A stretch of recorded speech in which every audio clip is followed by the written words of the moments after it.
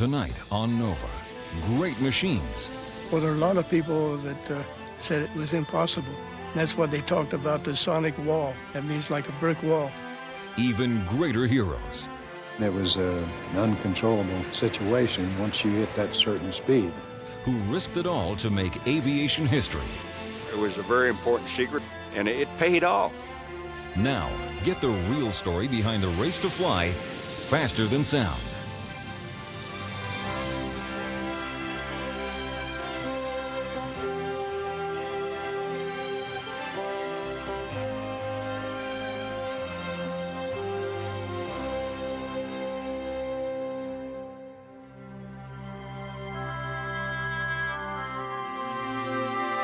Major funding for Nova is provided by the Park Foundation, dedicated to education and quality television,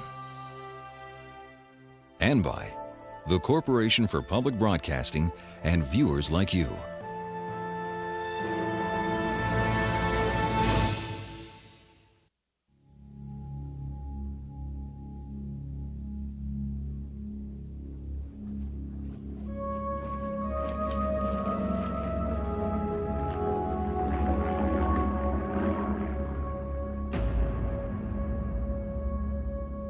There was a feeling that this was a barrier. It couldn't be overcome because airplanes would go out of control and nothing could be done to bring them in. Well, there are a lot of people that said it was impossible. That's what they talked about, the sonic wall. That means like a brick wall. And a lot of people accepted that. The day that a plane first flew faster than sound was a milestone in the history of aviation. Many thought it couldn't be done. But great risks were taken and lives were lost to prove the skeptics wrong. There was a huge amount of vibration juddering through the aircraft as you got closer to the speed of sound. Each bite beyond a certain limit was fraught with the possibility of disaster. In the quest to break the sound barrier, Britain came up with this bullet-shaped design. But the aircraft was mysteriously canceled before it ever got off the ground. It was the United States that would be first, and the key to its success was a closely guarded secret. It took the rest of the world 5 years to find out how we flew above the speed of sound. Had we blabbed our mouth, they'd have known it at that time.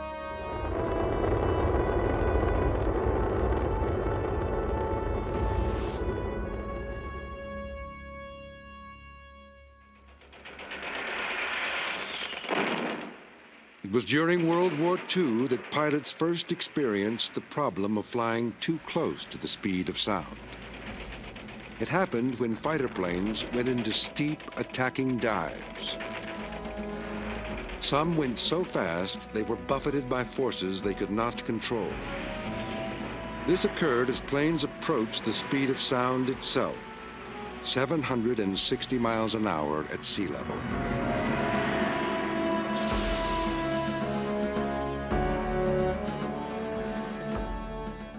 John Golly, a British pilot, accidentally flew into trouble during a raid over occupied France. Well, I was flying the Typhoon, which was really a 7-ton brute. It was a big chap, 3 times the size of a Spitfire, twice the size of a Hurricane. It was physically hard to handle when you threw it around, but it was fast. We had no indication that we might be approaching the speed of sound or differences. We had no idea, none whatsoever. Now, I found that first dive that I did was fairly horrific. The speed built up enormously. We were going way over 500 miles an hour, and one had tremendous vibration. It was frightening in the sense that one was fighting to control the aircraft, and one's hands were on the spade grip of the control column, which was getting stiffer and stiffer. All we knew was that we had to get the bloody things out of the dive to survive, and it took a lot of effort. No one knew what happened to planes as they approached the speed of sound. For some reason, they began to behave unpredictably. Pilots began to speak of an impenetrable wall to high-speed flight, a sound barrier. No official records were kept, but some wartime pilots simply disappeared during high-speed dives. Guys were missing, and we didn't know. We didn't know what happened to them. Whatever, their controls could have locked up for some reason or another, which we never knew. We never discussed it. All we knew was that if a guy didn't come back, he'd had it. American pilots faced similar problems. 28 German planes were shot down by flying ace Robert Johnson, but he nearly died when his Thunderbolt flew too close to the speed of sound. Well, it looked a little bit like an elephant going into combat compared to the Spitfires and those type airplanes. But it was the fastest prop-driven airplane that we had. Like everybody else, I was wanting to see how fast I could go. Johnson took the plane up to about 30,000 feet and turned it into a steep dive. My nose, which I thought was straight down, suddenly tucked under, and my controls locked. And you could not budge the controls, no matter how hard you wanted to. And believe me, your mind was going like this: what to do, what to do, what to do. Well, you were so frightened that you tried everything, and of course then at the bottom of the dive, as it pulled out, you'd black out, so you didn't come to till you were back up to about 19,000 feet. Johnson was lucky. His controls began to work again when dense air slowed the plane down as it descended. One of the few women test pilots in the 40s also accidentally flew too close to the sound barrier. Ann Carl was doing some aerobatic flying in the Thunderbolt when she dived into danger. Funny things began to happen inside the cockpit. Dust was flying around. The stick would bang over against my leg. And I tried various things. It was certainly not a pleasant feeling to have the plane out of control. We were just going so fast that I didn't think I could probably get out. Like Johnson, Carl also regained control of her plane just in time. As we were coming out of the dive, I wondered why I was saved. As a matter of fact, I thought it was an experience that I would certainly not forget. But some pilots who flew too near the barrier didn't survive.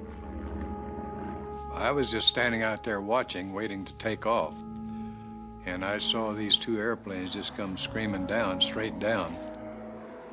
And wasn't as much else to watch except they went into the water.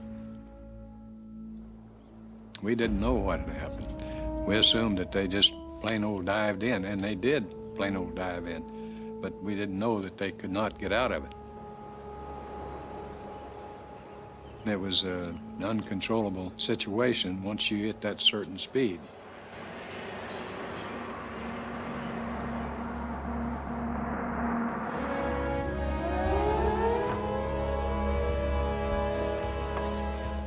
It was the threat of Germany's rapid advances in aviation that finally inspired both America and Britain to look further into the problems of high-speed flight.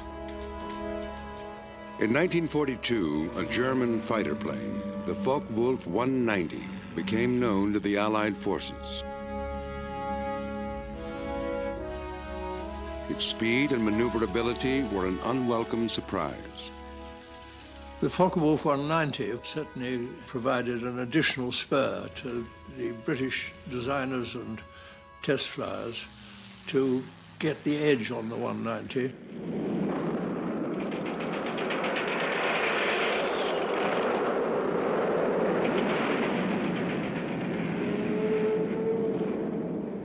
But we were on the edge all the time of having to push, push, push to get that little bit of extra, which would make a difference between life and death in some of these dogfights and fighter sweeps which were going on at the time.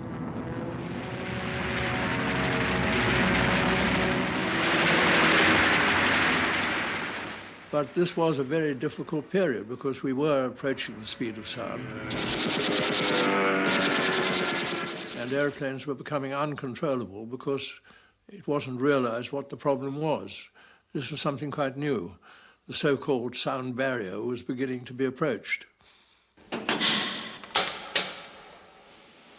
In the 1940s, wind tunnels were of little value in the effort to understand why pilots were losing control.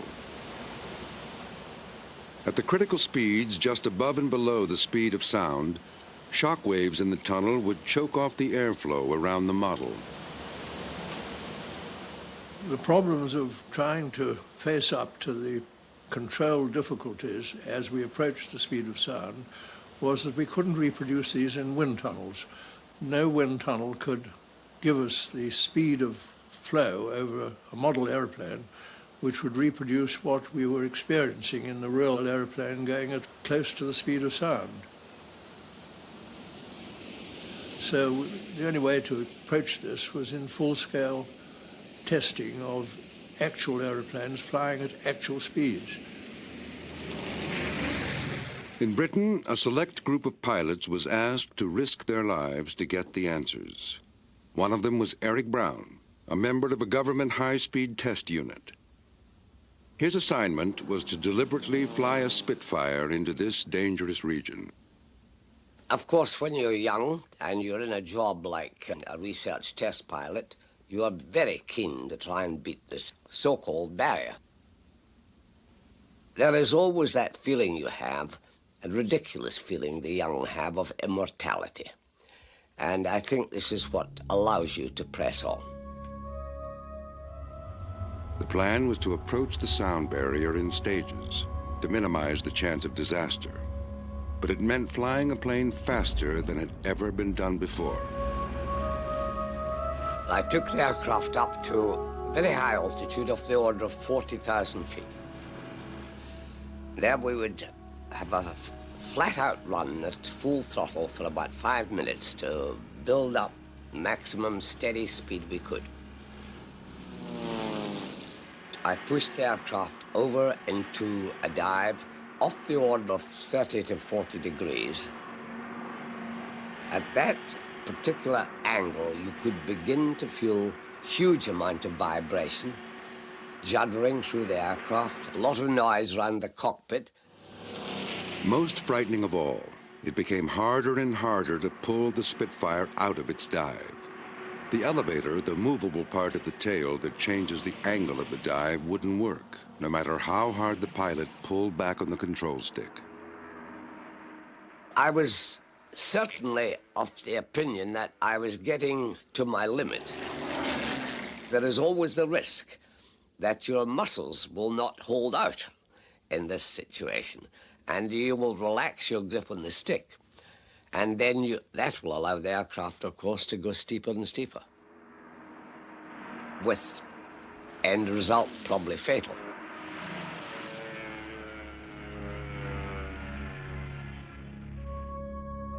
Another member of the team, Tony Martindale, barely survived a crash. The engine on his Spitfire exploded as he approached the speed of sound. Its propeller came off. He escaped with a broken back. Others weren't so lucky. 4 of the 6 test pilots from the high-speed unit died at Farnborough doing these tests. Yes, test pilots had always a difficult time, but no time more difficult than when they were being sent up to try and approach the speed of sound with unknown control responses from airplanes.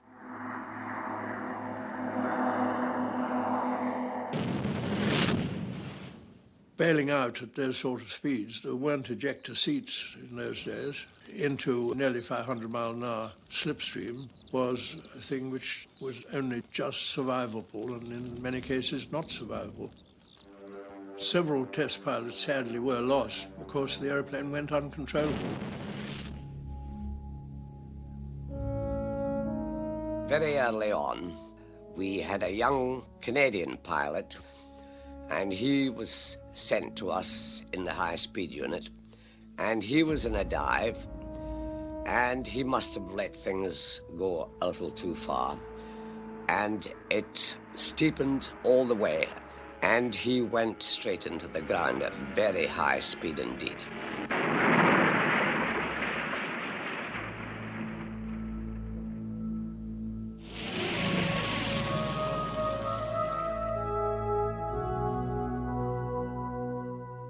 But the risks and sacrifice help reveal why these World War II fighter planes were going out of control. At slow speeds, the air flowed smoothly over the thick wings.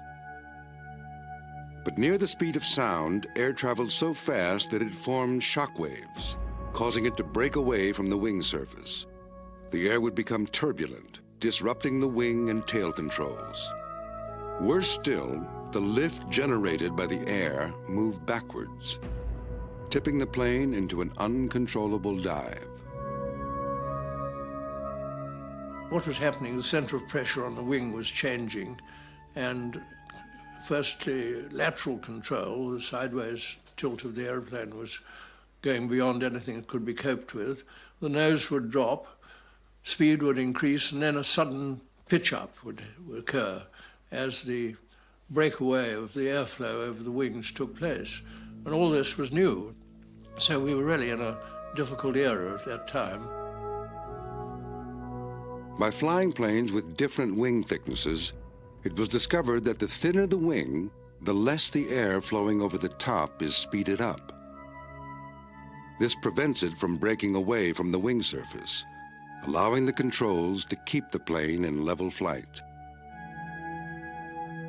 Well, we were learning quite a lot about the wings of the aircraft. We realized that thinness was essential if you were going to really get high speeds. So there were structural problems for the designers.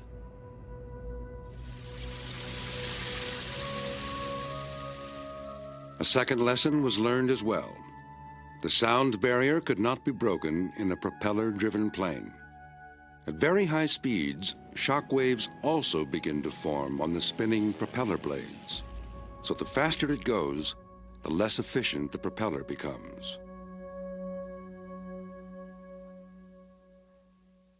Fundamentally, the drag of the propeller was so high that it would never allow the aircraft to attain those speeds without running into virtually a brick wall. And we just had to wait till something better came along.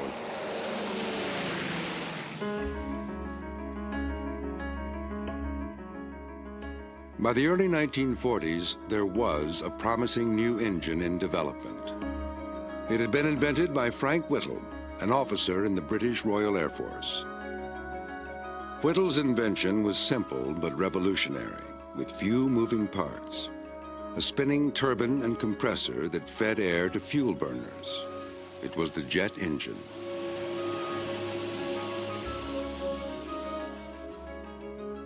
The way that the jet was able to outpace and eventually surpass and replace the piston engine was that it could be developed with fairly unsophisticated fuels like paraffin, kerosene, to give much greater powers and much greater thrust to push airplanes forward, and could be achieved through the rather primitive thing of a large whirling propeller.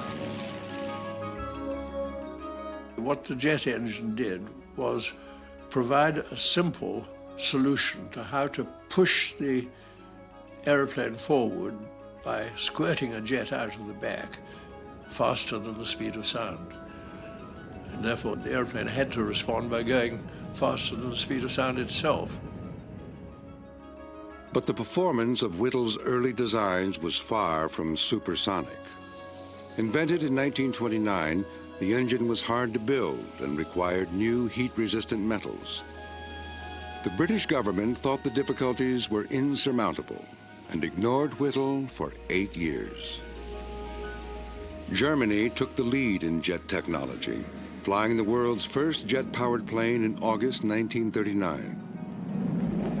Called the HE-178, it was the brainchild of Ernst Heinkel, a forward-thinking aircraft manufacturer. He made use of the talents of a young engineer, Hans von Ohain, who invented the jet that powered the 178. The 178 was not built really for very high speed. It was an experimental aircraft. Heinkel envisioned from the success of the 178 to go to a next airplane which is much faster and possibly go beyond the speed of sound. He said to all of us, this is the beginning of a new time of higher and higher speed. That's what he said.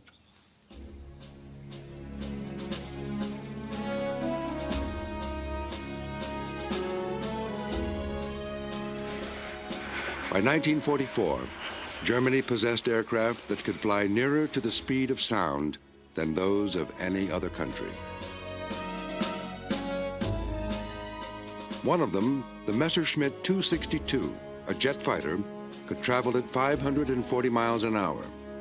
Some wrongly claimed it had broken the sound barrier. Heinrich Beauvais was a German test pilot who flew the plane many times. One pilot, a man called Mutke, thought he had passed the speed of sound. But the plane had problems at high speed. It was damaged by buffeting. The rivets popped out, and the skin on the fuselage buckled. So, I don't believe it, and neither do the experts. Professoren und so weiter glauben es auch nicht. The 262's airframe and engines were never designed for supersonic flight. But its mere existence, and that of other advanced German aircraft, helped spark the race to build a plane that could fly faster than sound. The first comprehensive evidence of the German lead in high-speed jets came in a top-secret intelligence report delivered to the British Prime Minister in 1943. At the time, Britain only had one functional jet plane in the air, an experimental aircraft. The classified briefing contained reconnaissance photos of German airfields that showed just how far the Allies were lagging behind. The things one could see was scorch marks on grass airfields, and this gave evidence of jet engines before we knew anything more about them. And what were we doing about it? And we were doing jolly little, in fact, apart from desultory help to whittle. So there's no doubt that these intelligence reports did spur on the Air Ministry to produce really fast jet aeroplanes, which could possibly, if the war went on significantly further, have an influence in the actual frontline battles. There was a second spur as well. A British agent's report of a German plan for a supersonic jet. It was only a design study, but Germany's technological know-how had to be taken seriously. It was thought that it's about time we looked to see whether we should go towards flying faster than the speed of sound. A new concept altogether, although there had been, even before the war, thoughts that one day we might be going faster than sound, but how it would be done, nobody had the foggiest idea.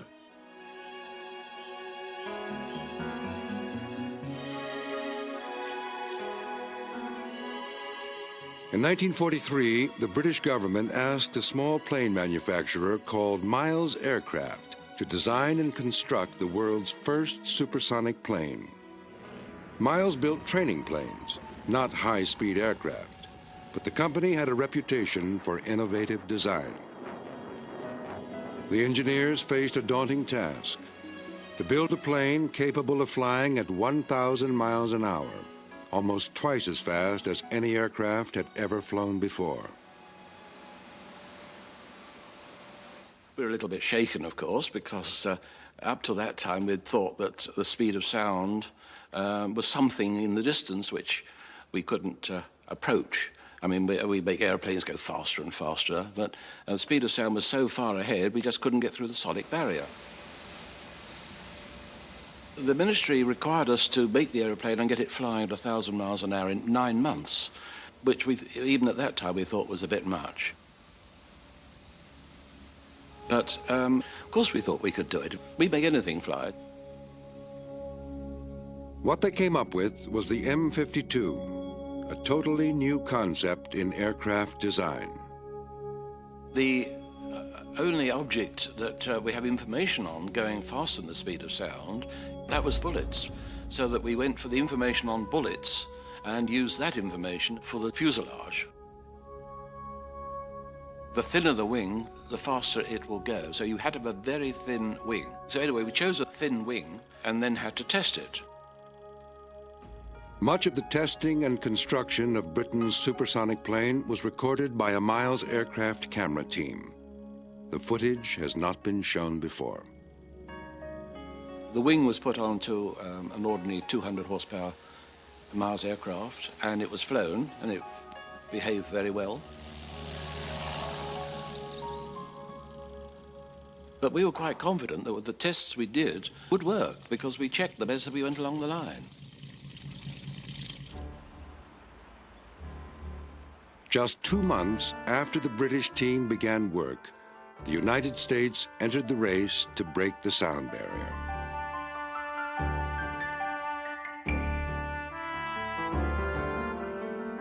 The decision was made at a wartime gathering of some of the country's top aviation experts. They were worried about America falling behind Nazi Germany. The country did have a new jet fighter, and those present watched a film of the plane being put through its paces.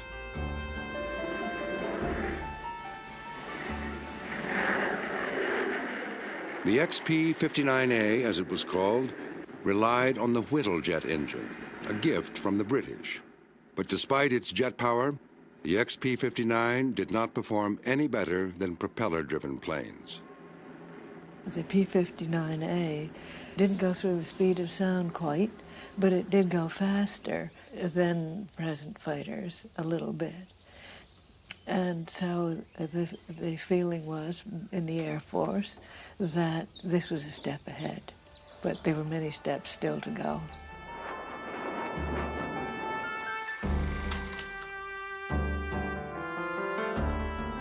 What the country needed, it was decided, was its own supersonic plane. The United States had been exploring the feasibility of high-speed flight for more than a decade.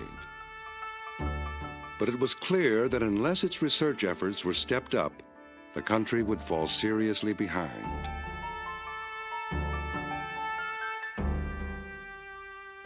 So the Bell Aircraft Corporation, as it was called in the 1940s, was enlisted to build America's first supersonic plane. Its founder, Larry Bell, had a reputation for getting things done fast and on budget. But outside Bell, many doubted his chance of success. There were a considerable amount of pessimism that was the environment at that present time. And this fit down to the designers even themselves. How strong do I have to build the airplane? What do I have to build the airplane to accommodate? And these were unknowns and big questions at that time. Well, there are a lot of people that said it was impossible. And that's what they talked about, the sonic wall. The sonic wall, that means like a brick wall. And a lot of people accepted that.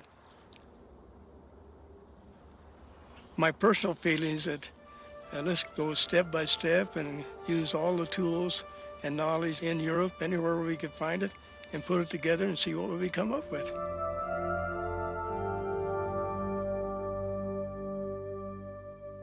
It is unclear just how much information was exchanged between the British and American teams.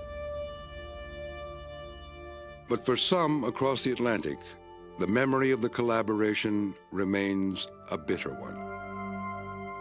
The idea was that they had decided that it was a good idea to make a supersonic aeroplane, and they had heard that we were making one. So they came over to England with the idea that they would have all the information that we had accumulated, the idea being that a fortnight later we would go to America and they would give us all the information the Americans had got. But after the Americans had got the information, taken the drawings away, within a fortnight, when we were trying to arrange the visit, they just said, sorry, secrecy, the Pentagon says you can't. But the real threat was Germany. If America was months behind the British, it was even further behind the Germans. By 1944, Germany already had a vehicle that could travel faster than sound. The V-2 rocket, a weapon of terror unprecedented in modern warfare. Because it was supersonic, the V-2 arrived before you heard it coming. You heard it coming after it had gone off bang on the ground, and it was pretty disturbing to the populace. The Germans had what in effect was interplanetary missiles when nothing else had been thought in that line before. And a missile like the V-2 was aerodynamically much simpler than a supersonic aircraft. By early 1945, the Miles engineers in Britain were constructing a full-scale mock-up of their plane. They were confident it would work, but they did have plans to cope with a disaster. The cockpit was held on by 4 or 5 metal bars. Those had explosive charges around them, and if he had to get out, he would explode those, and the whole cockpit would leave the aeroplane, and then he would be in a capsule, which would be completely safe. It was really a modern ejector seat, so we were doing what they're now doing 50 years ago. The cockpit was exceptionally small. Therefore, the pilot had to be of small stature. You were almost supine in the aircraft, and the nose wheel, when it retracted, was lying straight between the pilot's legs. So it was going to be somebody pretty well of my stature. I'm of the order of 5'7", and you couldn't really get anybody bigger in there. The pilots themselves, they thought it was a jolly fine idea. They all wanted to have a go. Oh, yes, they thought it was absolutely an excellent idea to have a go. There was no suggestion that there was unfair risk in any context at all.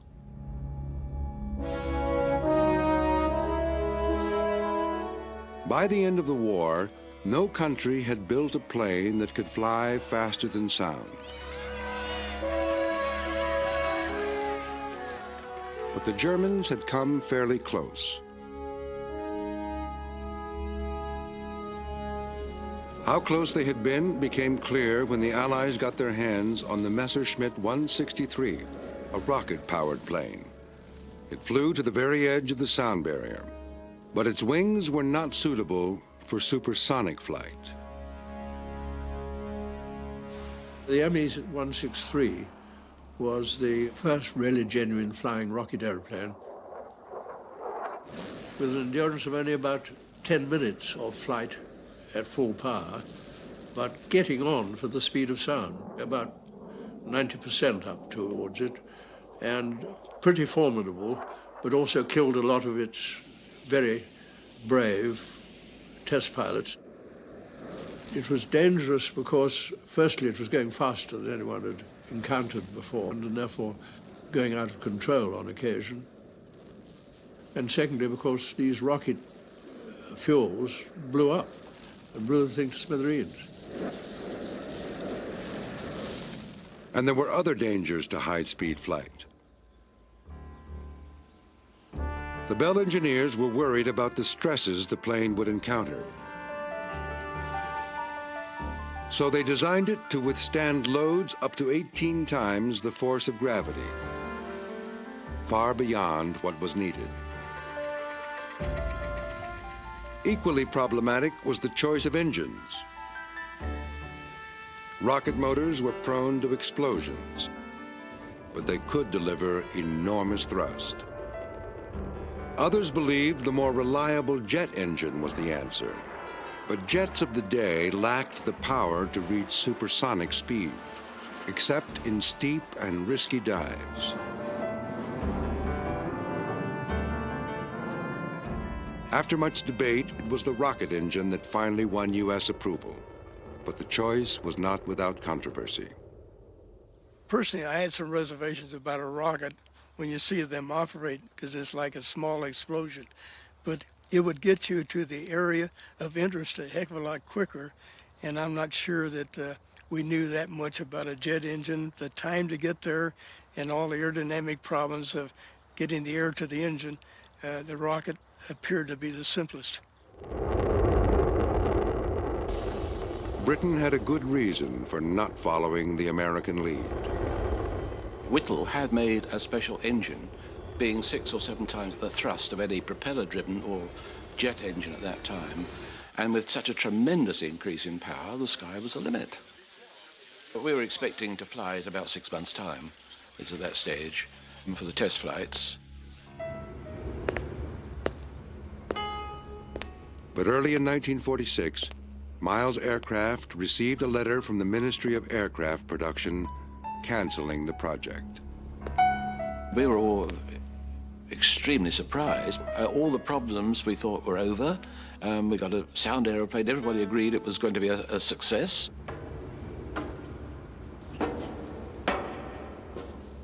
So when you've got a success, such an advance compared with anybody else in the world, and you just get a memo, please stop, one is shaken, to say the least of it. If somebody had given us a reasonable reason for its cancellation, we wouldn't have been, we wouldn't have been too worried. We'd just accept it. But not giving a reason for it, just cutting it out, it's like sort of getting an airplane onto the airfield and ready for test flying, and then somebody say, oh, don't bother, throw it away. It's, it's out of this world. You can't believe such a thing from happening. I really couldn't see the logic in the cancellation. Everything pointed to a good potential chance of success. And I was really quite hopping mad at the time when it was cancelled.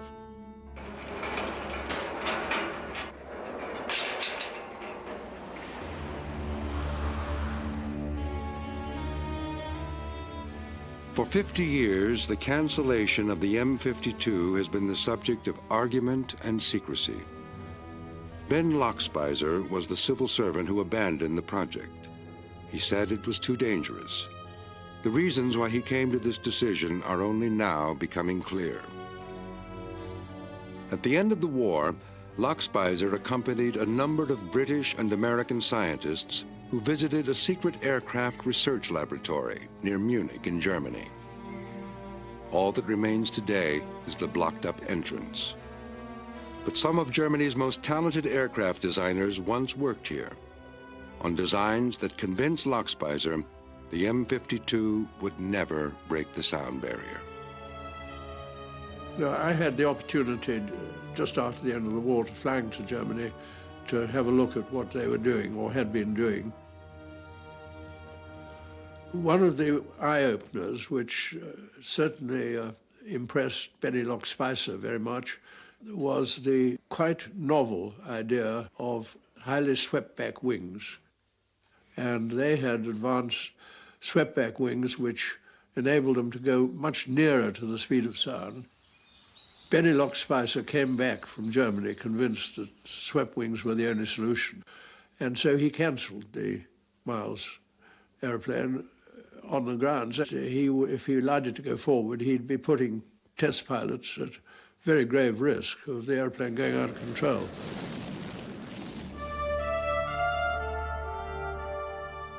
In December 1945, just days before Britain's hopes were ended, the United States rolled out its first test plane.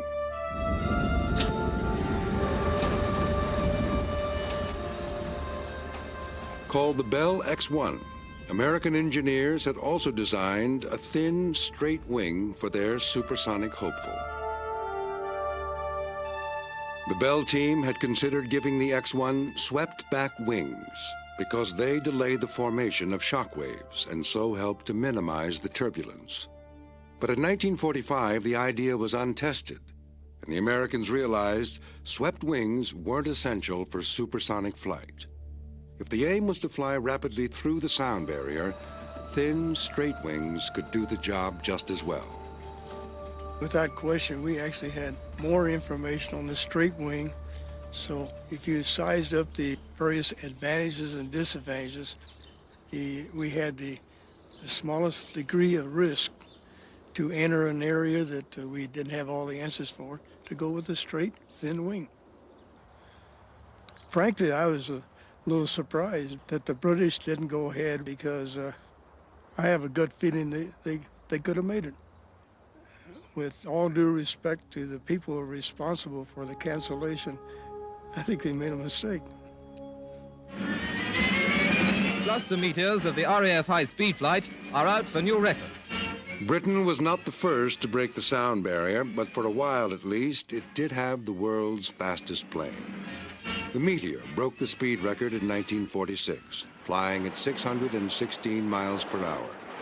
But it would never fly faster than sound. That same year, British test pilot Geoffrey de Havilland was also vying for the speed record with a different kind of aircraft. Called the DH-108 Swallow, it was designed to study the high-speed performance of swept wings. On the eve of its speed record attempt, de Havilland took the plane out for a final test flight. He was never seen alive again. The Swallow had disintegrated during a high-speed dive. Like so many before him, de Havilland fell victim to the destructive force of shockwaves as he approached the speed of sound. The U.S. was now alone in the quest to break the sound barrier. In 1947, the Bell X-1 was handed over to the Air Force to test the plane's high-speed potential. The pilot chosen to attempt the sound barrier was Captain Chuck Yeager. But I came up as number one because, number one, I could fly airplanes. I'd been to test pilot school, and I understood machinery. And because the X-1 would blow up on you real easy if you didn't know the system. And consequently, I knew the systems. A lot of the systems in the X-1 were systems that my dad used in the natural gas fields in West Virginia.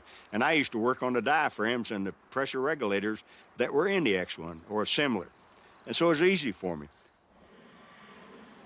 He had a mind of his own, and that's good. He listened to you, but you couldn't pull anything over on him. I mean, you couldn't sneak in something, hey, how about you try this, because he wouldn't buy it. He's a pretty savvy, practical individual.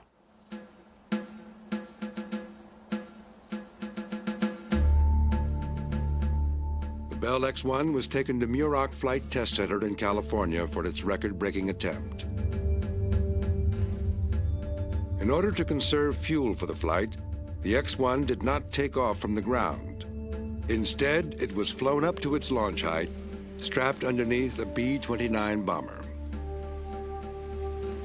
It was built extremely strong, like a battleship, for a purpose, in case we had problems near the speed of sound. And it was built about twice the strength of a normal fighter airplane at that time. And that corresponds to being able to carry its weight about 16 times its weight, 16G. So that means the pilot can maneuver the airplane up to 16 times his weight and the airplane's weight before the wings would fail. The rocket engine in the X-1 did not inspire the same confidence. The dangerous and unforgiving nature of rocket operations was a constant source of worry. I went one time in the B-29 and watched the operation to check out the rocket engine.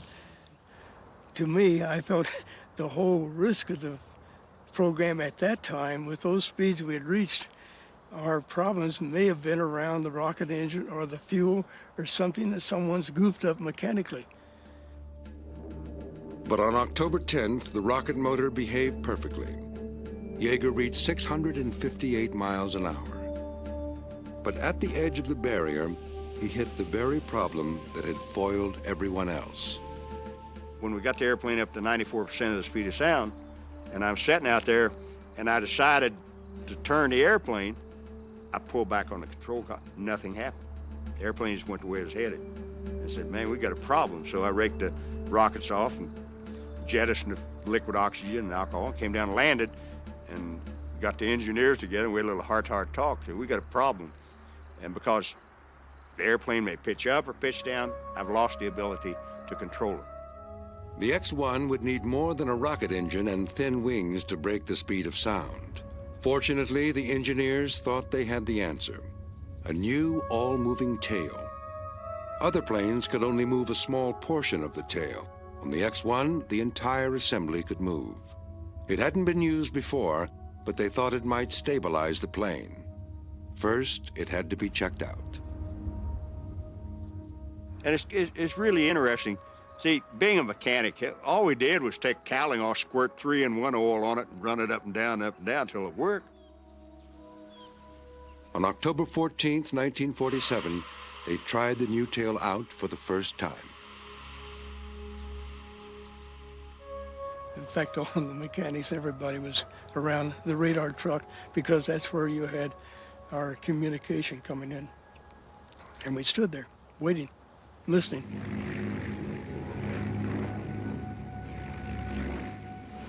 When you get up to around 12,000 feet, you got a seat-type parachute on, you get on a ladder, they let you down till you're opposite the door, and you slide in feet first. Yeager was in considerable pain. On the eve of the flight, he'd fallen off a horse and broken his ribs.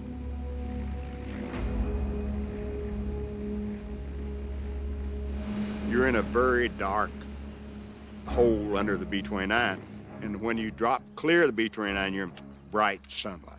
8, 7, 6, 5, 4, 3, 2, 1.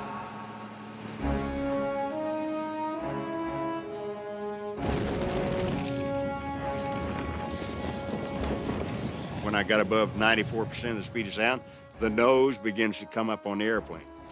I just cranked the leading edge up on the horizontal stabilizer to keep the nose down. When we went a little faster, the Mach meter went off the scale. And when it did, all the buffeting smoothed out because it was supersonic flow of the whole airplane. And even I knew that we'd gotten above the speed of sound. And about that time, on the ground around the radar truck, we heard a sonic boom. And we had a satisfying feeling that we'd gone beyond the speed of sound. That the unknowns that were suspected, why Chuck removed them. That's it.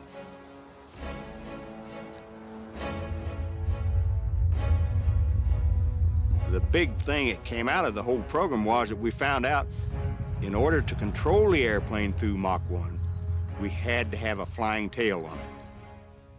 That was the first time we had experimented with this flying tail on the X-1. That really was the answer to flying at supersonic speed. At last, there was something to celebrate. But instead of a party, the Air Force ordered a news blackout. The flying tail and other details of the plane had to be kept secret. It lasted 2 months. In December, the story of the flight was on all the front pages. The Air Force was furious and tracked down the news editor of an aviation magazine that had broken the story. The military considered it a breach of national security and called in the FBI. I thought it was ridiculous. The Air Force had had a press conference in July in which they had unveiled the X-1 and released all of the technical specifications of its performance. There was no technical information in our story that hadn't been released 6 months before. The all-moving tail wasn't even mentioned in the article. The FBI investigation was quietly dropped. But with the Cold War beginning, the need for secrecy remained. It was a very important secret. You know, I'd been in the military long enough, and I'd fought in wars and understood security, and it paid off. It took the British and the French and the Soviet Union 5 years to find out that little trick that we found out with the X-1. It gave us a quantum jump on the rest of the world in aerodynamics. Had we blabbed our mouth, you know, they'd have known it at that time. During the Korean War, Chuck Yeager saw evidence that the all-moving tail was kept secret from the Soviet Union. But it seems the Miles team knew all along. We thought the ordinary controls wouldn't work above the speed of sound.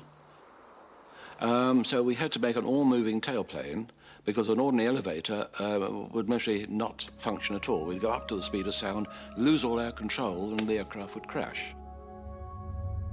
1 year after the X-1's historic flight, Britain broke the sound barrier with a 1/3 scale model of the M52.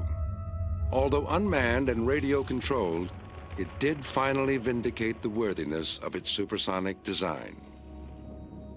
The model also used a rocket engine, not a jet, to power it through. It would be 6 more years before the first jet-propelled plane would break the sound barrier in level flight.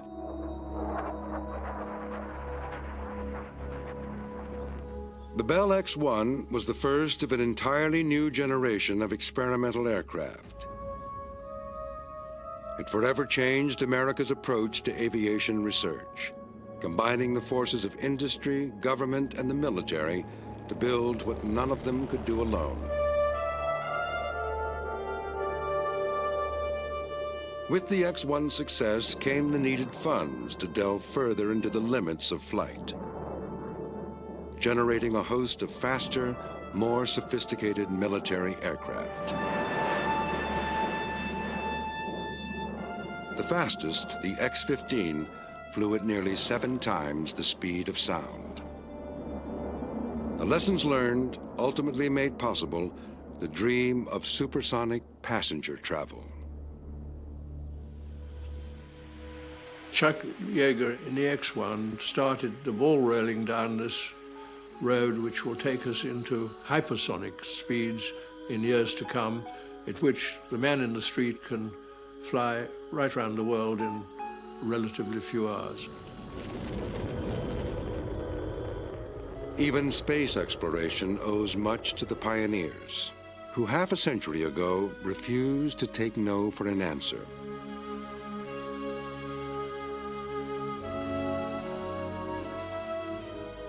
An entirely new era in military and civilian aviation has been opened as a result of the determination and bravery of pilots who risked all to achieve the impossible.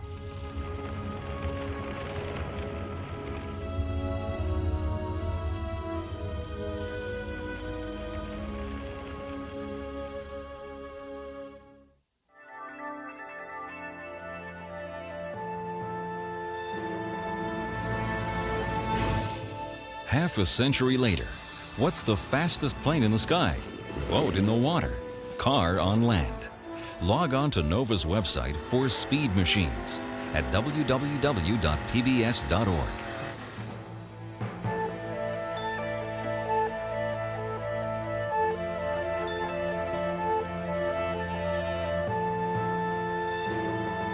To order the show for $19.95 plus shipping and handling, call 1-800-255-9424. And to learn more about how science can solve the mysteries of our world, ask about our many other NOVA videos.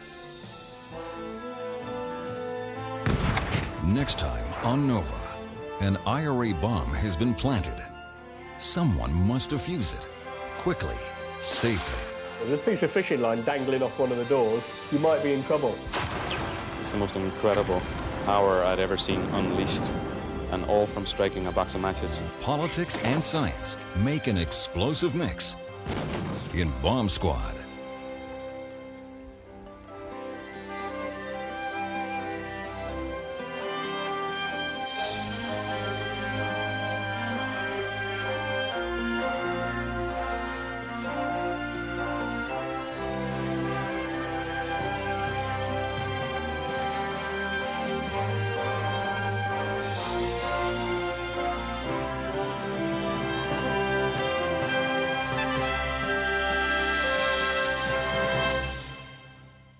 Nova is a production of WGBH Boston.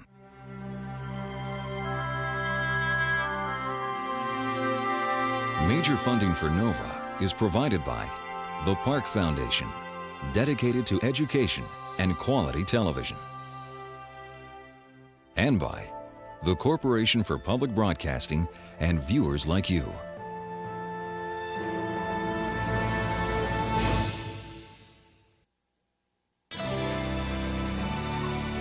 This is PBS.